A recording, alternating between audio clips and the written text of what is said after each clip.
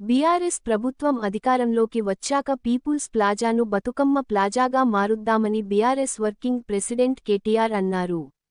Necklace రోడ్డులోని peoples ప్లాజాలో నిర్వహించిన బతుకమ్మ వేడుకల్లో ఆయన మాట్లాడారు. తెలంగాణ ప్రజలు ప్రపంచంలో ఎక్కడా ఉన్నా తమ భాషను, సంస్కృతిని గర్వంగా చాటుకోవాలనేది కేసీఆర్ కల అని, ఒకప్పుడు తమ భాషను తక్కువగా చూసిన చోటే ఇప్పుడు గౌరవం దక్కిందన్నారు. తెలంగాణ రాష్ట్రం ఏర్పడక ముందు తెలంగాణ భాషలో యాసలో ఒక పాట కూడా ఎక్కడ వినవడని పరిస్థితి. ఈరోజు పీపుల్స్ ప్లాజాలో మరి తప్పకుండా ఈ పీపుల్స్ ప్లాజాను కూడా మళ్ళీ మన గవర్నమెంట్ వచ్చినాక దీని పేరు కూడా బతుకమ్మ ప్లాజాగా మార్చుకుంటే బాగుంటుందేమో. శాశ్వతంగా బతుకమ్మకు వేదికగా ఈ ప్రాంగణాన్ని చేసుకుంటూ బతుకమ్మ ప్లాజాగా చేసుకుందాం. భవిష్యత్తులో మరింత ఉజ్వలంగా మన భాషని సంస్కృతిని కాపాడుకునే విధంగా ముందుకు పోదాం.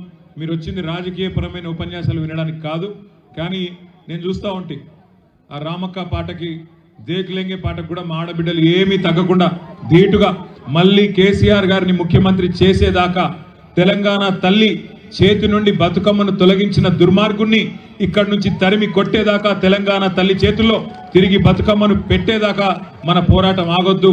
ఇదే స్ఫూర్తితో మీ అందరి ఆశీర్వాదంతో ముందుకు పోతాం.